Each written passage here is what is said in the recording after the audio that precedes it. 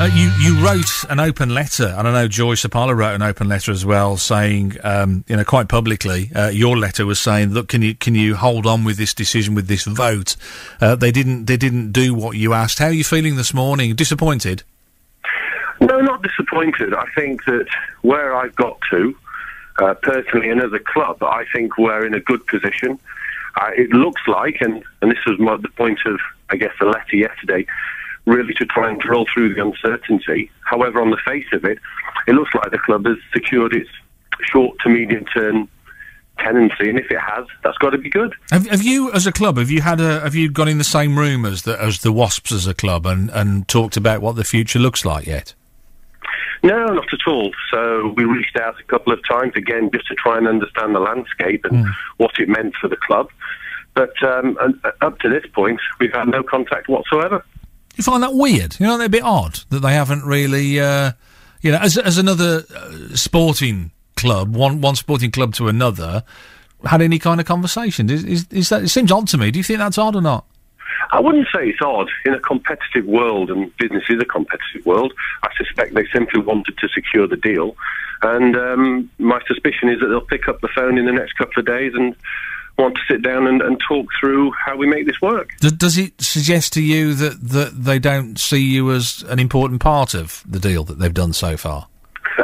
Shane, having understood what is in the prospectus for the Wasps to raise the money in order to do the deal, and I'm sure they've secured that money, the football club is critical to their business model. Doesn't get you any further forward as a club, though, does it, Tim? I mean, all along, and I don't think you said anything different from the last time you and I talked, but all along you said that you wanted, your hands on the revenues, Matchday revenues. You need to have that as a club to survive. You're nowhere near getting that now, are you? So that obviously doesn't change anything. You're still going to be moving from the RICO, aren't you? Well, let's look at that. So the angle that you've come in from is kind of glass half empty. And the way we are at the club, we're always optimists and we're always very positive. We take a positive out of any potential negative. So if you look where we are today, we came from very turbulent times, including an administration and temporary ground share. We've secured a short to medium term tenancy, which is great. Our rent is 10% of the unsustainable rent levels the club has charged for many, many years. We are participating in the Matchday revenues, and I believe we can get the model to work in League One. It falls apart in the Championship, but that's another discussion. We're financially stable. For the first time in 15 years, this football club is cash flow positive, and we've got a fully integrated football model where the academy is developing local talent. Last night at one point we had 9 Cov kids on the pitch. So they're the real positives.